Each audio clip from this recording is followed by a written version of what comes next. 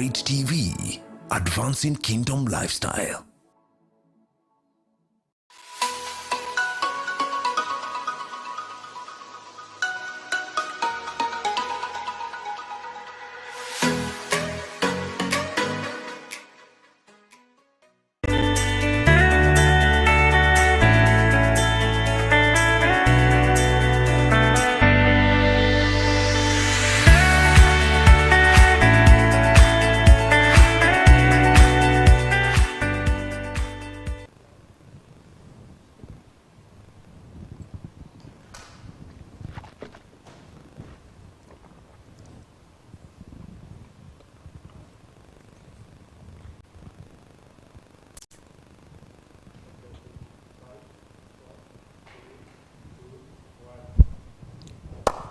Wow, good morning, and welcome to this morning digest. What a blessing to be back here again and have some time together. Of course, last week I know so many people called me back and said, oh, we are not watching, what is happening, we can't see you.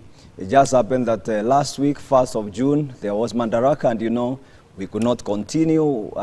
We had to have some break, but here we are today. And we shall be continuing from where we stopped last time. Remember, last time we had a wonderful time talking about leadership and the pain in leadership.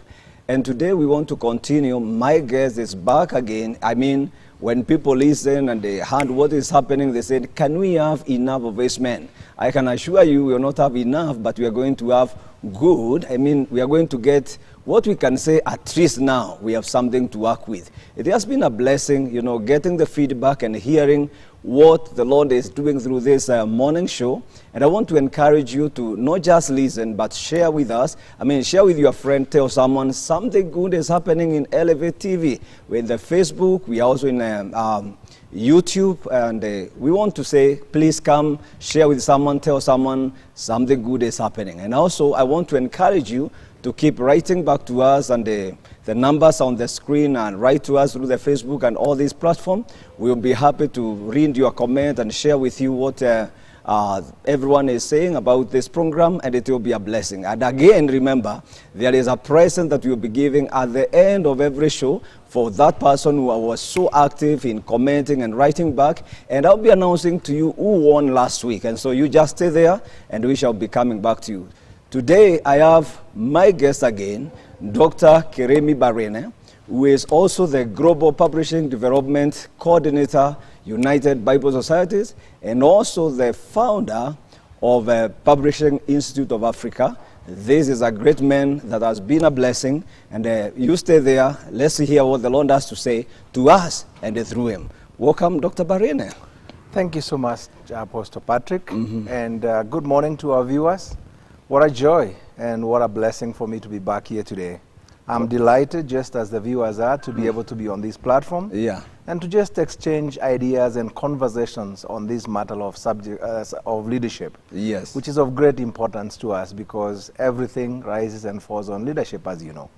Wow. You know, last time, as Apostle Juma says, that when the engine started roaring, you know, and so many people kept on writing and asking, can you ask him this? Can you talk more about this? And I realized we didn't have enough time, but we are back again to continue from where we left last time.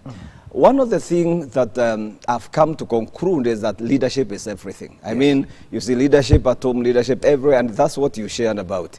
And I remember last time somebody calling after the show and telling me, I have never listened to a man share about leadership, and especially when you talked about your book, you know, having 198 definitions of leadership. Yes. And man, that is huge. And as we were talking last time, a number of things came up, but just for someone who never got to know you last time, just introduce you just a bit and let them know, besides what I have said, then who is Dr. Barine? Thank you so much, Apostle Patrick. And one of the things I tell people is when I introduce myself, the first thing I always say is that I'm so proud to be a child of God, because everything that I do, everything that I say emanates from that relationship that I have with God. I firmly identify with Apostle Paul when he writes to the Corinthians in 1 Corinthians 15:10, and he tells them, by the grace of God, I am who I am. Yeah. And so without me, without Christ in me, everything else that I do would be meaningless. And so I cannot introduce myself any further without saying that my first important relationship is with Christ. But then secondly also, I always am proud to say that I have a family that is supportive of my adventures. Yeah. That has given me an opportunity to exercise my leadership. And I would say they are my guinea pigs in every sense. I love that. They have tested my leadership. And so if there are people who know where I've been successful as a leader, it's my family. If there are people who may possibly know some of my defects in leadership, the first batch will be the people that I have, because they are the ones who have had an opportunity to test, for lack of a better word, my leadership. And so I am a family man and glad to have 2 teenage sons. But besides that, you've talked about the work I do.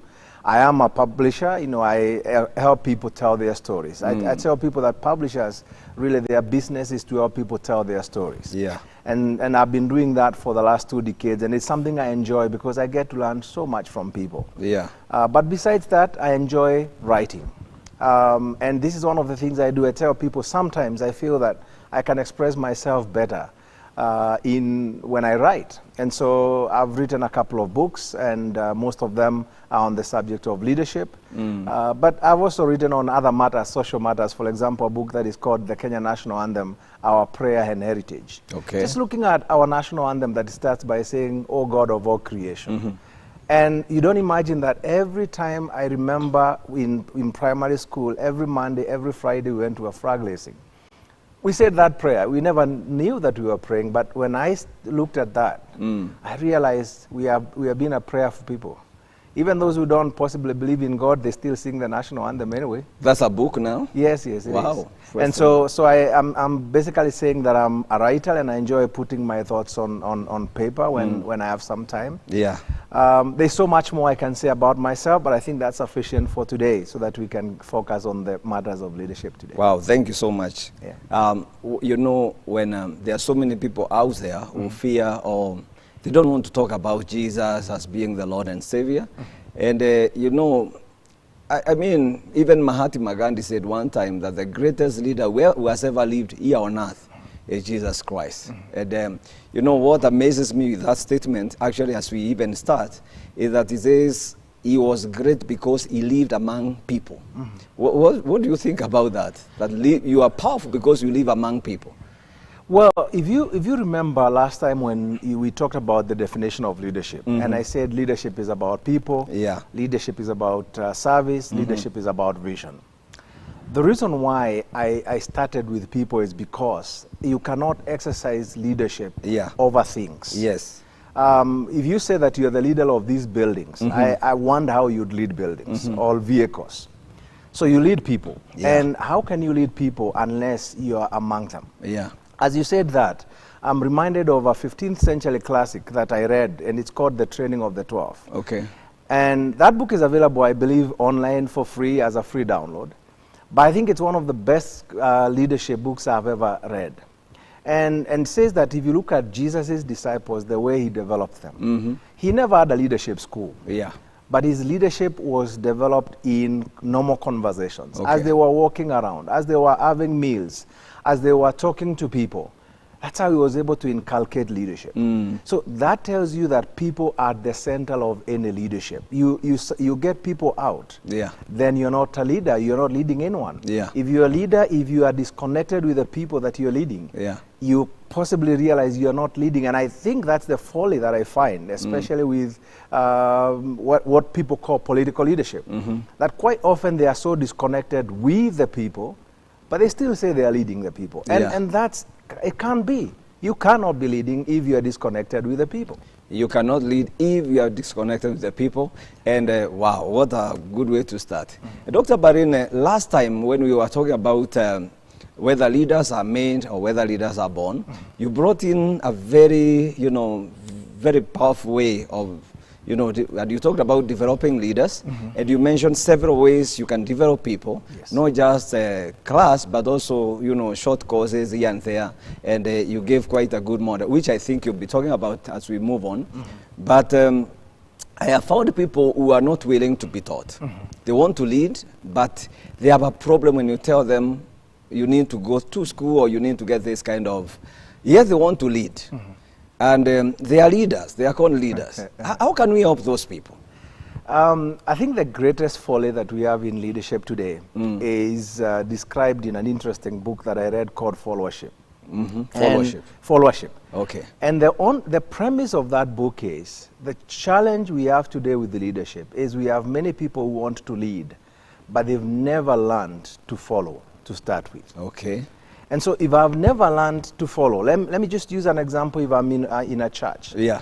If I've never subjected myself to someone else's leadership, and I just want to lead, it means I have no understanding of what it means to sit and follow someone else and listen to them, share their vision, support them, and encourage them. And so what you're describing is a situation where we have so many people who just want to lead, but they don't want to subject themselves through the opportunity of first of all sitting down and saying, when I am a follower, what does it take to actually support someone else to succeed in leadership without competing with them and enjoying to know that I am there. I could be more knowledgeable than the person leading me, but this is the opportunity to lead. The moment we get to that state where people are willing to sit down and learn and be followers, then when it's their turn to lead, they will know the things that they cannot do. Remember the example I gave you, and I said for 2.5 years, I served under a toxic leader. And the lessons I picked were, you cannot do this to people who you are leading. If I did not possibly go through that experience, when I got a turn to be the leader, I possibly by default would have exercised the same things that this man did. But subjecting myself to the teaching and the leading of this person that I didn't quite agree with the way they led gave me an opportunity to know how not to lead people. And so when you talk about people who are not willing to learn, I think we must get to a point where we ask ourselves, if I cannot sit and be led by someone else, what makes me feel competent to lead someone else as well? You know, I remember there's an article we wrote somewhere about leading with through fruits, you know, by fruits. And there are people who are feeling like, these are my fruits. I have this number of people following me. Am I not a good leader? Why should I then be subjected to this learning? That's the question. So how do you help that kind of a person? That's the question. Number two is, how do you develop the desire for training in our people? Because I think it has also to do with almost marketing leadership or learning in leadership. How do you develop that? I think two things. You've asked me two questions. Is first of all, people who are feeling like, I already have a crowd that's following me. When I look at Moses, and as Moses was leading, and he had an encounter with his father-in-law. Jethro. Who came in and gave him advice. And Jethro looked at him and he says, the way you're doing, if you continue this way, you're going to die. And Jethro gives advice to Moses. He says, give leadership to people, some over 10s, others over 50s, and others over 100s. One of the things I learned is we all have different capacities. And so today I may have I may have 20 people following me, but maybe I have the capacity of leading 100.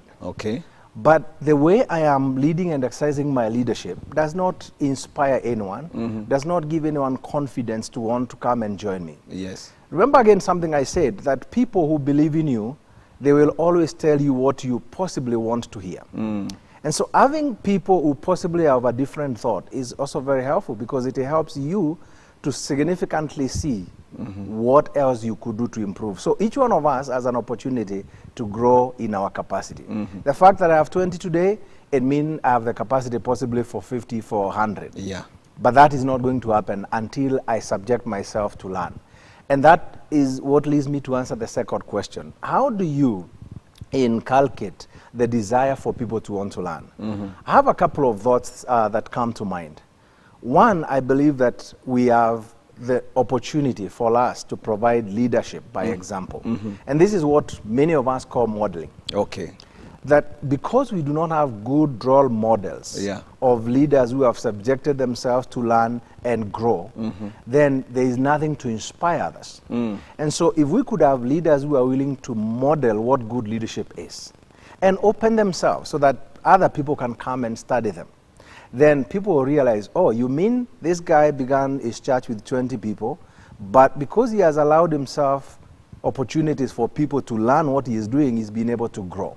So the first way is modeling. Yes. You know, when you say that, it reminds me of one time I was talking to some people somewhere, and then the children of this leader were there, and they listened to everybody talking about their failures. You know, I failed here, I did this. And they were listening and saying, I have never heard my father talk about any failure he has ever gone through in life. And you know what I realize is, even as you model, you have to show people where you fail and where you succeed, because that is all about modeling. Yeah, go on. You know, what you talk about really, part of modeling is where you lead by example. And remember, we are in this world. I love Jesus' prayer when he prayed in John chapter 16 for his disciples. And he says, they are in this world, but they are not of this world. Yes. That means we are subject to challenges and the issues that everybody else gets themselves into.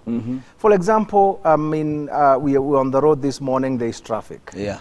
We are subject to the same undercuts or overcuts that people will do. I mean, somebody will just come, overtake you, and stop just before you. How you react to that is what matters. Wow. It's not that, you know, they will always do that, not because of anything else, because you're in this world and you'll experience such issues as well. But you know, that is not what we see in the leadership. You know, if you are a leader, you just keep cutting and, I mean, as long as you can move on and be in front of everyone, then...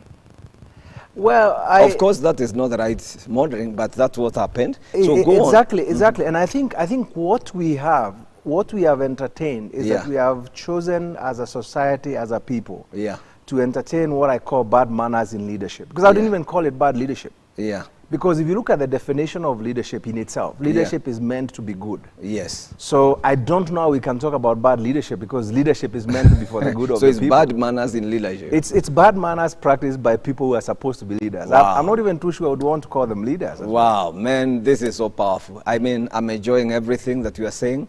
Let's continue writing and commenting on what is going on. Remember, as I said in the beginning, that after every show, we'll be rewarding people for their participation, and today we'll be announcing who won last time. And so let's keep on, interacting and talking. We'll be writing back and talking to you after this.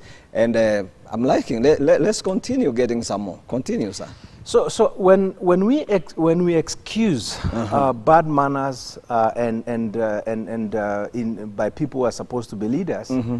What we do is that we continue then sanctioning their behavior as if it is what is expected of leaders. Yes. And so that's why we have ended up with abusive leadership, whether it's in politics, whether it's in church, whether it's in families. Yeah. That abuse has grown over time because we've gotten used to it and we think that it is actually right. If you remember how I explained what inspired me to write my first book, Rediscovering Leadership, is because I looked at the models that were being exercised and I just tried to study as many people as I could. And I figured out there is something that we were missing out. Yeah. As you said at the very introduction, Jesus was always with the people. In fact, the problem the Pharisees had with Jesus was that he was so much with the people. Wow. And that made them very uncomfortable. Why? Because they had detached themselves. They were not with the people. So modeling is one of the ways. Yes. Then do you have another way? Yes, absolutely. Yes. But I must say this, you cannot model to people who are distant from you. So that connection with the people is very important because they need to be able to see you. So presence. So your presence is very important. Wow. And so if you're not present in somebody's life, even for example, your children, as they grow, the fact that you are there, they are able to see you, makes a big difference. That's why you always hear people talk about deadbeat fathers and all that. Why? Because they are not there. Okay. But if they are there, it makes a big difference. Wow, I hope you are following me. One of the ways of making people laugh to be taught and to learn leadership is, number one, you must be a good model if you are leading. And number two, you have just mentioned presence, that you cannot just lead if you are not there. Okay, let's move on. Thirdly, and very important and connected to presence, is the ideal of mentorship. Mentorship, yes. And this is where we mentioned this again in our last show, where you identify people who have potential. Yes. People who possibly don't even have confidence in themselves, who don't believe in themselves, and you bring them on board and you help them to discover, oh, I can do something. And you incrementally help to build that confidence so that they're able to say, oh, you mean I can do this? Yes. And I think one thing that as a society we are short of is mentors. We constantly hear of people talking about boy-child issues. We talk about all these issues we are talking about in society. It's got to do with, do we have mentors? Do we have people who are willing to connect with these young people and help them to grow? And that's exactly the same thing with leadership. Yes. I sat here and talked about great men and women who believed in me when I didn't believe in myself. Yes. Who identified something that they could encourage me. And sometimes I did it and I thought I'd done a great job. Today I look back and I'm like, that was crazy. I mean, how did I do that? But they believed in me, and after that they were even clapping for me and saying, you did a good job. When I evaluate myself in light of what I possibly did, whether it was a speaking engagement, whether it was a preaching, whatever it is, I look back and I said, wow, really these people believed in me. So mentoring, allowing people to make mistakes, helping them to grow. Wow, praise God. Yes. Those three things are very powerful.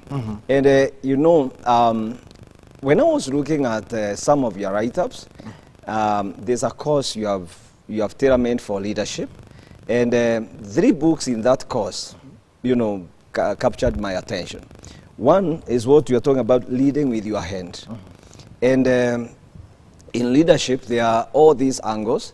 Then I saw one you talked about, leading with your heart. And then I saw the other one is leading with your hands, and your hands. You know, I feel like today I would want you to talk about that aspect of leadership, where a leader is leading with the hand, and with the heart. And it will be such a blessing to give someone, you know, a tip of, this is what I mean when I talk about leading with your hand. What would you call that? Okay, thank you so much, Apostle Patrick, for the opportunity to talk about that. I must first of all take you back to the conversation we had on the various ways of developing leaders. Yes. And I remember mentioning very clearly that what is very important for us is to realize that we can grow leaders. Yes. Indeed, as much as many of us, and all of us, to be precise, are born with the ability to lead, as I explained from the book of Genesis, that leadership needs to be grown. Yes. But the way in which you grow is not where I sit here and say, I'm an expert, you guys, you don't know, come and I teach you. It is where we create an environment of trust. Okay. That allows people to know I can grow as a leader. Even for me, who has been writing on leadership and teaching on leadership, I constantly sit and listen to people talk about leadership, and I'm greatly blessed. Sometimes when I listen to people teach from my own books, I'm greatly blessed sometimes. Yeah. And yet they are the same things that I wrote. And so developing that opportunity of trust, that people trust me, and then as they trust me, then they allow me to influence them. Okay. I did mention about a study that was done, Africa Leadership Study, and one of the findings, we had 17 findings. One of the findings was that pastors are very influential people among the Christian community in Africa. Okay. And so that made me think, how then can we build on this trust that has been bestowed on the pastors? You know, it is good for you are mentioning that because there has been a lot of attack against pastors, and I'm sure there's a pastor listening right now, and you are just encouraging that person, you know, telling that person, hey, you are very influential, don't give up. And I think that's why really people have been, you know, punching to discourage them. But here you are saying the research says that pastors are among the most influential people. Absolutely correct. And this is backed by scientific research. So it's just not that we went and asked a few people in church who think that they should believe in pastors. Hold it there, Dr. Barine, because I would want us to take a short break. After that, we are going to pick it from there. And I want to encourage everyone listening, please don't go very far. It is time now to share, to tell someone, come, let us hear what is happening here. And we'll be coming back to talk about this aspect of leadership. It is really nice. We are liking it. And I'll be just sampling a few of comments that are coming to us so that we can see how far we go today by the grace of God. So stay there and let's come back and share more. Thank you.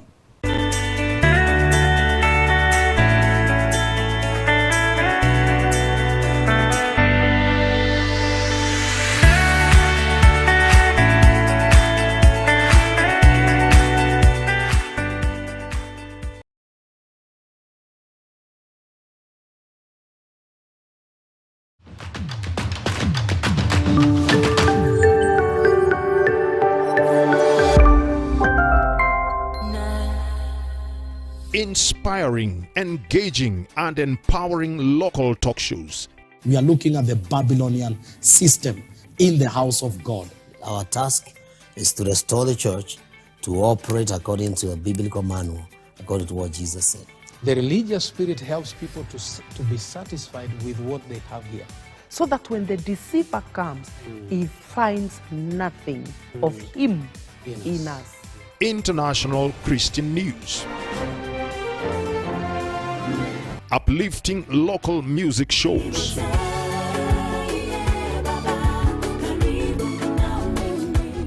Kama una hiyo talent, itengeneze kwa mambo ya kiroho. Baki na Mungu. Classic documentaries. And become the antelope's worst nightmare. Discussions on marriage and relationships. Marriage and bliss, restoring God's order in marriages and relationships. You need to have patience. You need to have love. And you also need to trust in the Lord.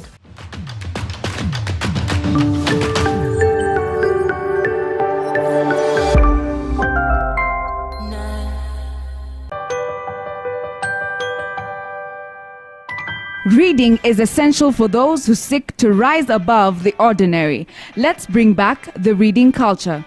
You now have an opportunity to travel the world without moving your feet. We present to you Elevation Bookshop. Elevation Bookshop brings you enriching content through books that have an array of themes ranging from parenting to women, men, children, spiritual nourishment, and much more. You can now get a gift for your loved one on their birthday, anniversary, and any other memorable occasion. Get in touch with us on our social media pages. On Instagram, we are elevation_bookshop, and on Facebook, we are Elevation Bookshop. Get your book or gift today by visiting us at Kenya Cinema, Mezzanine Floor, Moi Avenue, Nairobi.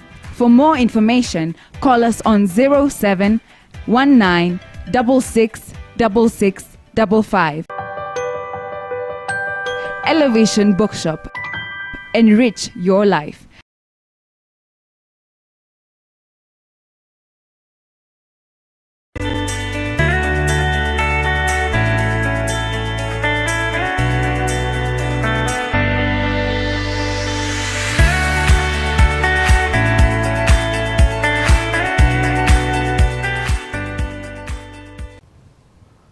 Wow, welcome back. The show is still going on. We are liking what is happening.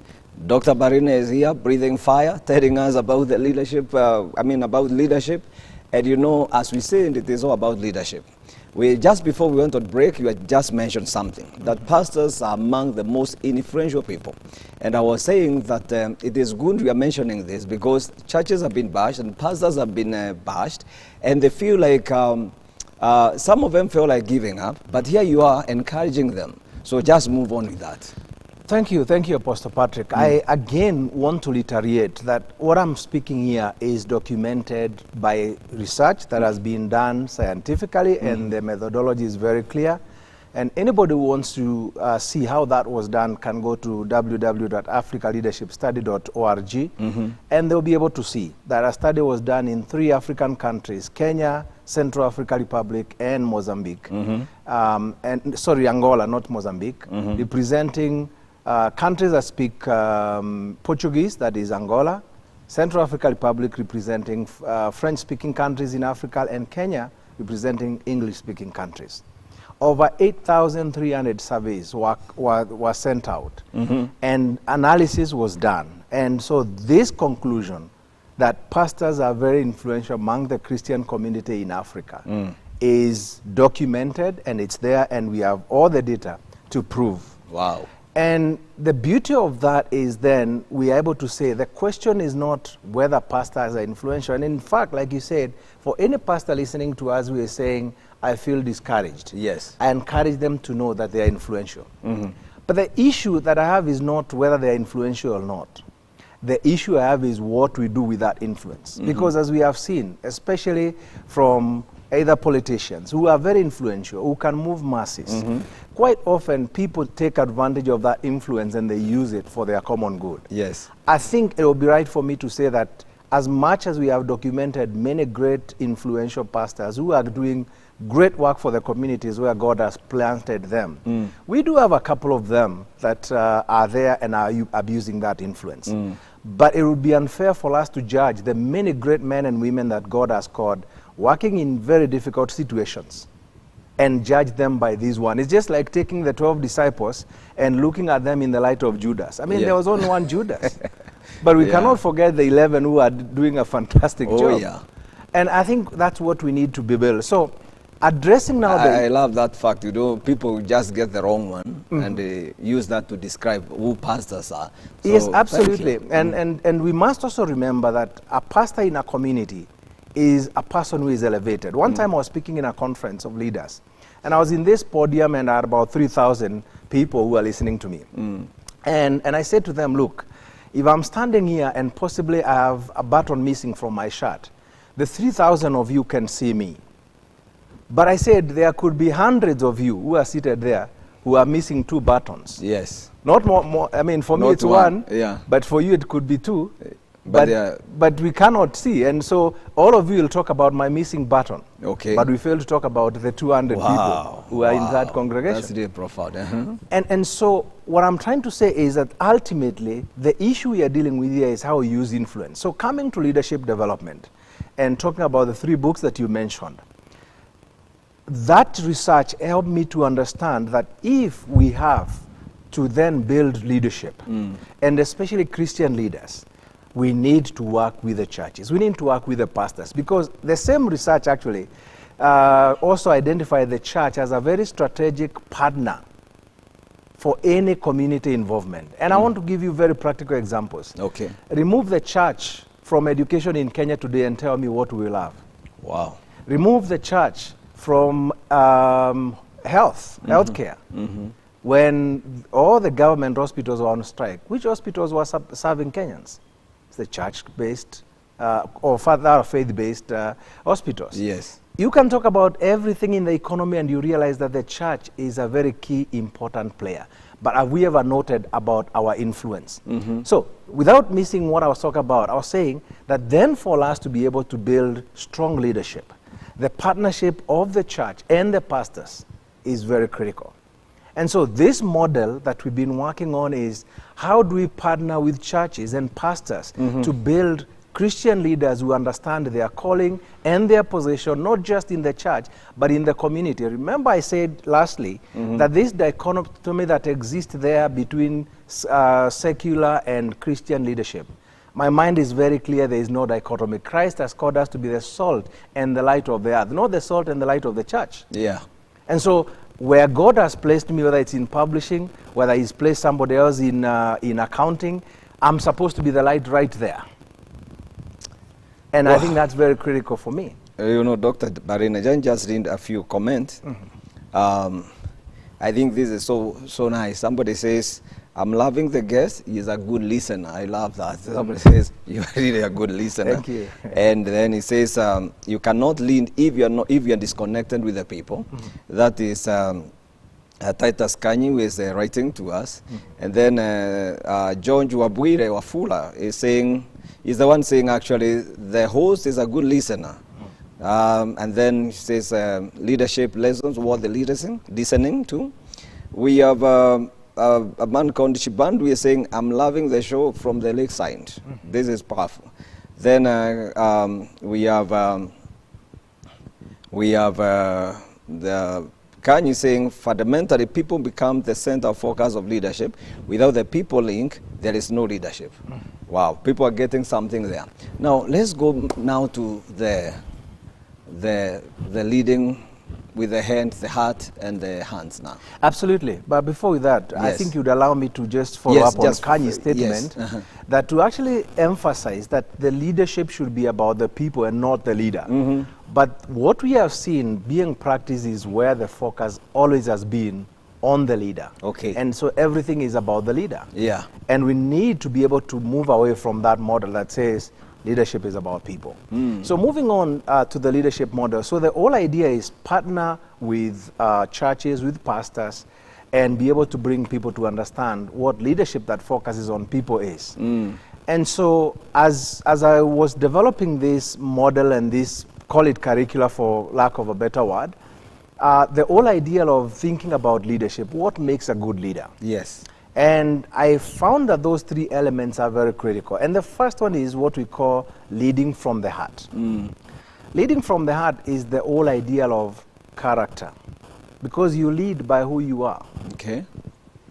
If you look at Paul writing to Titus and to Timothy and listing all the good qualities of a leader, whether we talk about integrity and all those things, people who keep their word and all that, that's about character. It's about who you are. So the heart is about the character. The heart is about the character. So as a leader, you need to mind your character. If you lack character as a leader, then you have no authority to lead anyone. Wow. Character gives you authority to lead. So this book, Leading by From your heart. From your heart, yes, means that check your character. Absolutely. And Okay. it helps you to identify all the areas of character that are very important for you as a leader. Okay. Simple things like keeping your word. I always have a problem when people tell you, oh, I'm in a meeting, I'll call you after half an hour, and they don't eventually call you back.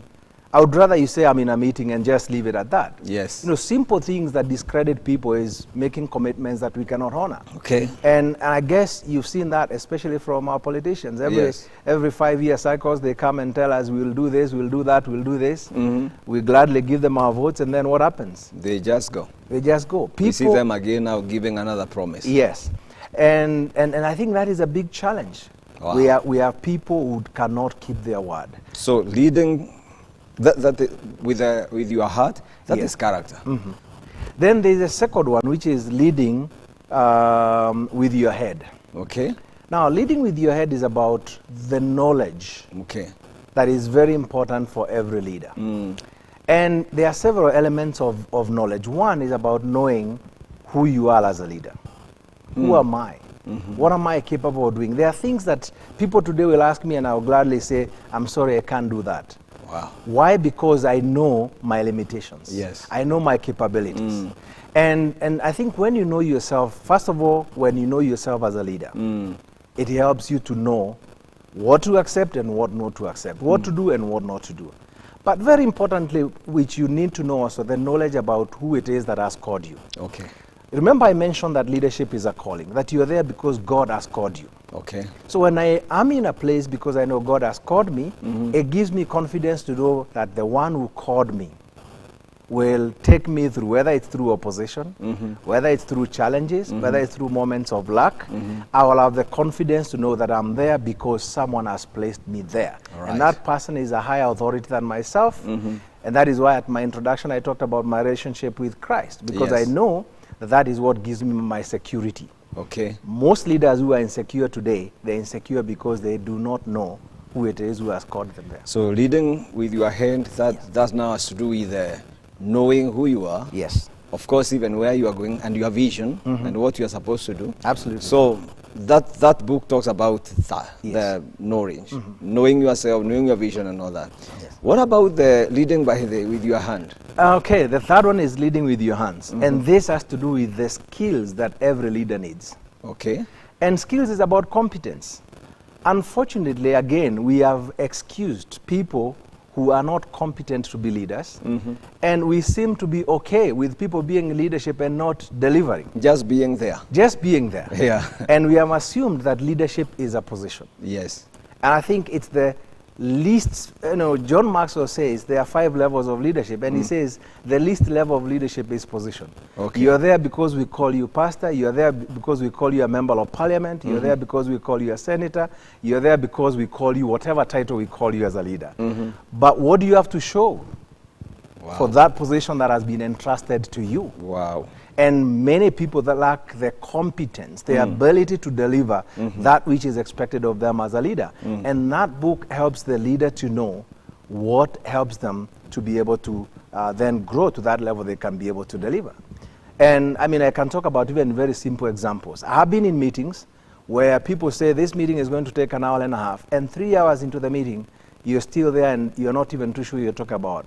Why? Because nobody taught leaders how to even lead meetings. So in such a book, you find a very simple lesson of how to lead meetings. You know, Dr. Barine, what you are saying is very important. I mean, I can't read all the comments that are coming, but knowing that these are not just books, it's a course that you have organized to do for leaders and churches. I think at the end of the day, as we are coming to the closure of it, I would ask you to share with us how we can get to do that kind of a course and how it can be of help to churches, to organizations. But because I see we have to say something, my time is not on one side, can I ask you something? Yes, sure. What is the best way of dealing with opposition in an organization? Somebody is asking that question. Okay, allow me to just say very quickly that the course that we have described are not books that you will go and find in a bookstore. Okay. That's very intentional. Because I mentioned... So you can't just go somewhere, buy them? No, you cannot do that. Okay. Because then they miss the opportunity that I said in an environment of trust. And so we'll talk about it more, but I just wanted to make that disclaimer. Okay, they are not just books, it's a course. It's a course, and that course is organized together in partnership with churches, with pastors, because that's the environment of trust. Okay. And we want the people who are there to be able to be grown into leadership, because they are subjecting themselves under the authority of someone that they trust. And so that makes it very easy to then build the leadership right there. But we can talk more about that. All right. So talking about opposition, I think one of the best examples of opposition I find is in the book of Nehemiah chapter 4. And when every time I read Nehemiah chapter 4, I think any leader who is facing opposition, I would tell them, go and read Nehemiah chapter 4. And you know, the only problem with the opposition, you can't choose your opposition. Even in government, you don't choose opposition. Otherwise, you choose your friends. So, yeah, go on. Precisely, and I'm glad you bring that, because Nehemiah neither didn't choose the opposition. Yeah. But he found himself right in the middle. I mean, first of all, take the example of Nehemiah. He was a cupbearer before the king. He had no business to get himself involved with rebuilding the wall. Yeah. He was living in comfort already. I mean, when you're serving the king, you are living in royalty. So why bother to go and deal with masons and all manner of things? And sometimes we must appreciate that leadership, for those who are in it for the right reasons, they don't get into it because of the perks or what they are going to get. They are always prepared to know that this is a battle, that you will face opposition. Yeah. And so when you look at Nehemiah, he faced all manner of oppositions, from even simple things as jeering, saying, oh, this wall that these guys are building. Even a fox running over it to come down. Precisely the point. You're discouraged. I mean, someone is telling you what you're doing is of no value. And I can imagine that there are many people who are out there, especially church leaders. Oh, yeah. You possibly have gone out of the way to plant a church, denied yourself everything, and someone comes and says, you mean you can only have 10 people in your church, and they don't know. You know, Dr. Barine, what you are saying, I know a pastor is listening here and understands what that means. Because there are people who have looked at opposition as a way of telling you are not conned. And people have given up because you are opposed and you gave up. So I am very sure that you are speaking to a pastor somewhere, to a leader somewhere, a father somewhere, or a mother, As we say in leadership is in all these levels. So go on. I remember, I mean, as late as yesterday, I was talking into someone, and this is a leader, and without, diverging any details. And this person, who I believe is, many people would look at them and this person is very successful in what they do. And this person told me, where things are at now, I'm just feeling like I should just give up and let everything go. And I remember telling them that, you know what, all of us, we are actually built in opposition. We are strengthened when we face opposition. Okay. One, it helps us to look within, to be able to say, is there anything that is not right with what I am doing? And so I look internally. But most importantly, and possibly that's where I should have started, it helps you to be humble. Because opposition. Opposition. Okay. Opposition humbles you. All right. Because it helps you to realize that as much as you know, as much as you understand where God is leading you, there will always be this other side that you have to deal with. Even Jesus Christ, Son of God, faced opposition. He healed people, and what did they say? He was using demonic powers. Yeah. Can you imagine the pain of Christ, the Son of God, being said that he's using demonic powers to heal? So if Christ faced opposition, who are we? Who are we not to expect opposition? Wow. In fact, for me, I should expect that anybody, like I said last time, if you have not faced opposition in your leadership, you're still in the honeymoon of it. Dr. Barine has just brought in a very powerful statement. Even before he told us how to deal with opposition, he says, opposition is one of the ways of humbling leaders, you know. So if you are going through an opposition, probably you need to think about how you need to humble yourself, because it's one of the ways of telling you, hey, calm down, and probably listen to what the Lord is saying. Yes, let's go on. And that also enables you to realize, and you look at Nehemiah chapter 4, because I'll keep on referring to that. It helped Nehemiah to keep on turning to God. Yeah. Because when you have opposition and you don't know how to deal with it, then you also get to that point where you realize that I have to depend on God. That here I cannot do it by myself. Oh, yeah. And I think for me that is the value of opposition. You know, it's also remind me of David when he comes back and finds the city is burnt. His own people decides even to stone him. And the Bible says he turned to God for help. So turning to God, yes. And so I think for me, the biggest challenge for many people, and I've seen this both in church leadership, where I've had an opportunity both to train and to practice and exercise leadership, but also in other spheres where I've had opportunity to help build, develop leaders. Quite often people want to face opposition head on. And you know, there are many moments. I like what Nehemiah did. One is he realized he needed to depend on God. But secondly, he decided to focus on the work. Wow, okay. And quite often we miss it out because the reason why we face opposition is that people want to discourage us from what we are doing. They sometimes want to distract us so that we are not focused on accomplishing what it is that we are doing. When I was writing my book, Rediscovering Leadership, when God was calling Jeremiah, because the whole book actually was birthed by reading Jeremiah chapter 1, the call of Jeremiah. Okay. And I believe it's in verse 9, God tells Jeremiah that I called you, I ordained you before you were born in your mother's womb to be a prophet among the nations. And he says to plant, but I like the other side of uprooting. What does it mean when you as a leader means that you're going to uproot? Yes, you plant, so that means we'll see things that will flourish, things that will work very well because of the grace that God has given you. But you also have the responsibility of doing the harder job of uprooting. Okay, I did not see it from that perspective. Okay. And uprooting is not an easy thing because this is something that has roots. So you come to an organization and you realize there are some behaviors, there are some practices that have been deep-rooted, they have become part of the culture, but they are the reason why that organization is not going anywhere. Wow. And you have to uproot that. And you think you're just going to do it and people will be seated giving you a clap, well done. You will face opposition. Man, wow. What a revelation. That as you lead, if you are facing any opposition, one of the things our guest is bringing so powerfully, keep the focus. You know, don't lose the focus. And then he is bringing in the aspect of uprooting, you know. Yes. Taking your responsibility as a leader. Absolutely. And so when you look at now that whole element of you're coming in to do something that is going to disrupt the status quo, what people are used to, then you're likely to face opposition. And one thing they would want to do is distract you. Okay. So that you stop what you're doing and the vision that you have, so that you're chasing after what I call the insignificant things that they want. And they know with time, it's the same people will come back and say, oh, this guy promised this and he never delivered. Yeah. Why? Because they distracted you from focusing.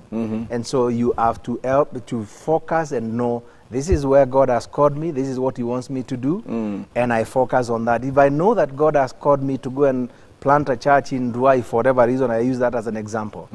Focus on it. Yes, it might have 10 people at the end of the second year. Yeah. But I will focus on that. But you are sure this is where God called me to do. The most important thing is to know that you are there because God has called you there. Praise the If Lord. you have called yourself there, then you are in for a big So now we go back to leading with your head. Yes, you are sure about that? Absolutely. Wow. Dr. Barine, thank you. That, I mean, I wish I could read all these what people are saying. But let me just read a few things, and somebody is here. He is Mary Resudo. He's saying, Nehemiah learned to depend on God and to focus on the work. Don't be distracted by opposition. I think that's a very powerful point.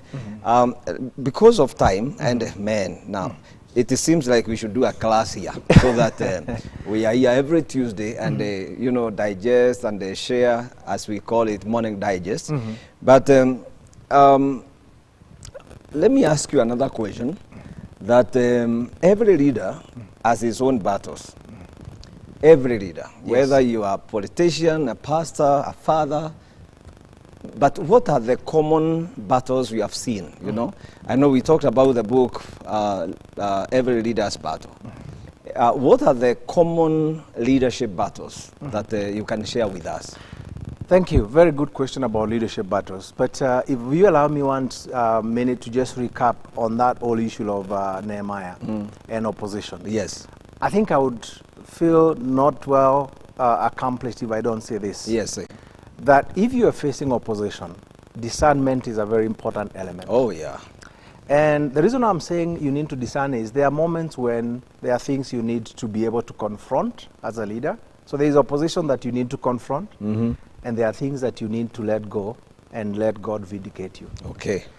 The reason I'm saying that is because sometimes as a leader you can be so much concerned about what people think and you are always out and about defending yourself that people actually never believe you.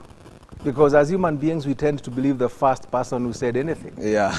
And so when you come in we always think that you're defending yourself. And we have so many leaders who are always living on the defensive mode. Why? Because they are trying to justify that this was said or this was done and this is not correct. So I pray that enough leaders will have discernment so that they know on this I need to confront, but on this one I need to be able to let go. Even if you look at the example of Christ, there are many moments when he just kept quiet and he decided this was not worth confrontation. But there are enough moments when he came out in a strong character and he set the records right. So discernment is very important. So going over to the issue of battles, I think I can confidently say you can look at leadership battles from two fronts. One, you can talk about leadership battles from within, what I call internal battles. These are the struggles that each and every leader goes through. One time I was talking to a man who had pastored a church in the United States for 40 years. And so we were with him, and he asked me, you know, he said, well, I told him, well, I think you must be enjoying preaching. He said, you'll be surprised I've been preaching for 40 years, but every time I need to stand on that pulpit, I ask myself, am I ready? Am I well prepared? Internal battles, doubt. Sometimes we blame ourselves for things that we had no control over. All those elements, the struggles that leaders have within themselves. Even sometimes struggle with calling, especially when things are not working right. But secondly, is the battles that are external. So the first battle, internal battles, yes. Then external battles. External battles. And these are things that you have no control over. Whether it is people who come in and they accuse you for things you have not done, whether it's people who come and impute motives on you that are not there, all these are things that you see that happening to leaders. And sometimes people speak nasty things about leaders. Yeah. And some of them spread like wildfire, and yet people have not verified. Yes. And those are realities that you face. So we have internal battles where we have our own individual struggles, and we have battles that people bring to us. And we can talk about those for hours and hours on each of them. Now, Dr. Barine, you know what? Yes. I mean, looking at time. We don't have more time. Oh, I'm Yet, surprised. so people are just writing and asking me to ask you this, to say this, but we don't have time. However, last time we had a very good conversation, and I think it is you who said that we are going to choose someone who was very active and who kept on writing and you know, talking to us, and you chose to give a gift for that. Yes. Share about the gift. And of course, those of us who are listening, please hear, the person who is getting the gift today from our guest is a person called Muriithi. She kept on writing and calling and sharing with the people. And so when I was on to choose, I looked at the record, and guess what? Muriithi, you are the winner of our gift today, and our guest will be telling you the gift you won, and you shall enjoy it. So share about it just in a second. All right. Mary, you are the proud winner of the book that I've talked about called Rediscovering Leadership, Essential Principles for Successful Leadership. This is the first book that I ever got to write in 2006. And basically, it's a book that just takes you back to the basics of what does it mean to be a Christian leader in the world that we are in today, not just in church, but being the leader that God wants you to be in the community where God has placed you, where you live, where you work.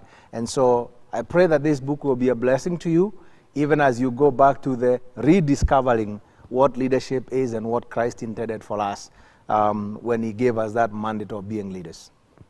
So to Muriithi, you are going to write to us, Apostle Patrick Muriithi Nyaga, on my page, and we are going to agree where you get, how we send your book. Man, this is amazing. And this is because of last program. And for today, we will be giving a gift next week after we evaluate and they say who participated the most. And we shall be sharing another book with someone, and that will be a blessing. So we encourage you to continue watching this program and sharing with the people about this, concerning this program. And of course, I know leadership is wide, but someone is being helped and someone is saying, hey, that program is helping me as a man, as a woman, and wherever you are. Remember, I've also authored quite a number of books, and today I want to mention this, Call to Serve, the biblical invitation to sacrificial servanthood. This is also one of my books, and I'm so happy that Dr. you are here. And some people have been asking, who does your books? They are nice. Now you know who does my books. Dr. Barine is my publisher. I also have Money Matters, the spiritual dimension. Those who wonder what about the dimension, the spiritual dimension of money, the books are here. What you do is come to Elevate Bookshop here at Kenya Cinema. You get your copies, and you can go to any Keswick bookshop. In a Keswick bookshop in this country or in their website, you'll be able to get a copy of any of our books. And remember, the other book we talk about, Every Leader's Battle, that book is there. You can also get it. Dr. Barine is a co-author of that book, and you will enjoy. In any Keswick bookshop and Elevate bookshop, you can get these books. Well, for me, I think I want to end at this point and wish you a blessed day. Remember, we are going to meet again on Tuesday, 8:30 to 9:30. It will be a blessing to have you and to continue sharing with people, telling people what the Lord is doing. We can continue talking in this platform and also in my page, Apostle Patrick Muriithi Nyaga. You can write to me, and we'll be able to chat more as we look forward to next Tuesday. God bless you. Shalom. Shalom.